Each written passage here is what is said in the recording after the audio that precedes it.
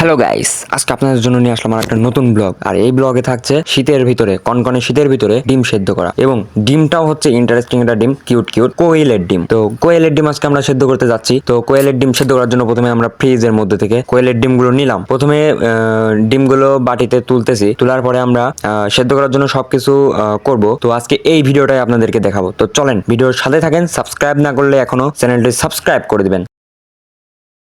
এখানে যতগুলো ডিম ছিল প্রত্যেকটা ডিম আমরা তুলে দেখি, গুনে দেখি 10টা ডিম হয়েছে। তো 10টা ডিমই আজকে আমরা সেদ্ধ করব। সেদ্ধ করার জন্য আমরা নিচ্ছি প্রথমে একটা পানি গরম করার জগ, আর সেই জগের মধ্যেই দিয়ে দেবো আমরা ডিম। তো প্রথমে আমাদেরকে পানি দিতে হবে, যে জন্য আমরা পানি নিয়ে আসলাম। আর পানিটা নিয়ে আসা মাত্রই আমরা এখন পানিটা ঢেলে দেবো।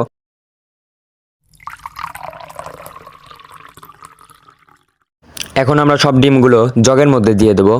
আর বিশেষ করে শীতের ভিতরে ডিম সিদ্ধ খাওয়া অনেক ভালো। তাছাড়াও আলাদা একটা ফিল পাওয়া যায় ঠান্ডা শীতে গরম গরম ডিম। এখন কথা হচ্ছে যে আমাদের সম্পূর্ণ কাজ শেষ। এখন আমরা শুধু প্লাগটা দিয়ে দেবো, এবং প্লাগ দেওয়ার পরে আমরা সুইচটা অন করলেই আমাদের কাজ সম্পূর্ণ।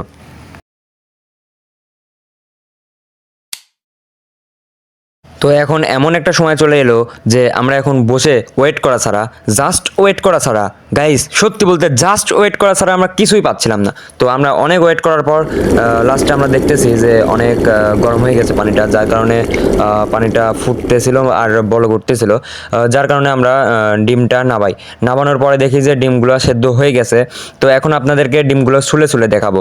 তো ফাইনালি আমরা ডিম ছুলার জন্য ডিমগুলো আমরা চামচ দিয়ে এখন তুলবো। তো তুলে আপনাদেরকে দেখাবো। তো এখনো যদি কেউ সাবস্ক্রাইব করে না থাকেন, তাড়াতাড়ি দ্রুত সাবস্ক্রাইব বাটনের উপরে টিপ দেন, টিপ দিয়ে সাবস্ক্রাইবটা করে দেন।